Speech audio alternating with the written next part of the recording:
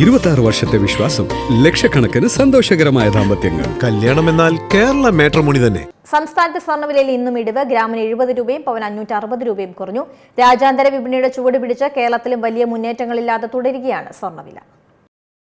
സ്വർണം വാങ്ങാൻ കാത്തിരിക്കുന്നവർക്ക് പ്രതീക്ഷ നൽകുന്നതാണ് നിലവിലെ സ്വർണ്ണവില. രാജ്യാന്തര വിപണിയുടെ ചുവടുപിടിച്ച് കേരളത്തിലും ഇന്ന് സ്വർണ്ണവിലയിൽ ഇടിവുണ്ടായിട്ടുണ്ട്.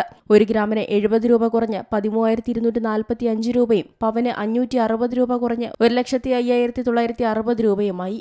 ഇതോടെ ഒരു ഔൺസിന് $5,600 എന്ന റെക്കോർഡ് ഉയരത്തിൽ നിന്ന് 30% ഇടിവാണ് സ്വർണത്തിന് ഇതുവരെ രേഖപ്പെടുത്തിയത്. നിലവിൽ $4,000 വ്യാപാരം പുരോഗമിക്കുന്നത്. സാധാരണയായി യുദ്ധസമാനമായ സാഹചര്യങ്ങൾ ഉണ്ടാകുമ്പോൾ സ്വർണത്തിന് ഡിമാൻഡ് കൂടാറാണ് പതിവ്.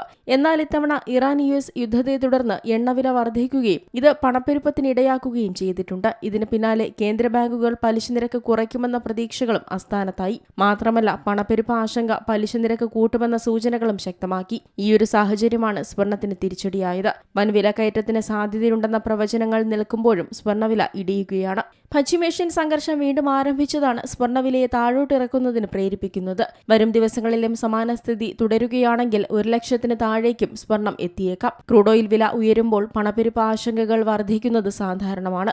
ഇതിനു പുറമെ ഇന്ധനവില ഉയരുകയും രൂപയുടെ മൂല്യം തകർന്നടിയുകയും ചെയ്യും. ഗതാഗത ചെലവ് വർദ്ധിക്കുന്നത് നിത്യോപയോഗ സാധനങ്ങളുടെ ഉൾപ്പെടെ വില ഉയരുന്നതിനും പ്രേരിപ്പിച്ചേക്കും. ഇത് സാധാരണക്കാരുടെ ജീവിതം ദുഷ്കരമാക്കും. ഇത്തരം അനിശ്ചിതത്വങ്ങൾ നിക്ഷേപകരെ സ്വർണം പോലുള്ള ആസ്തികളിലേക്ക് മാറാൻ പ്രേരിപ്പിച്ചേക്കും. ഉയർന്ന ഡിമാൻഡാണ് സ്വർണ്ണവില ഉയരുന്നതിന് പ്രധാന കാരണം. എന്നാൽ ക്രൂഡ് ഓയിൽ വില ഉയരുമ്പോൾ എപ്പോഴും സ്വർണ്ണവിലയും കൂടണമെന്നില്ല.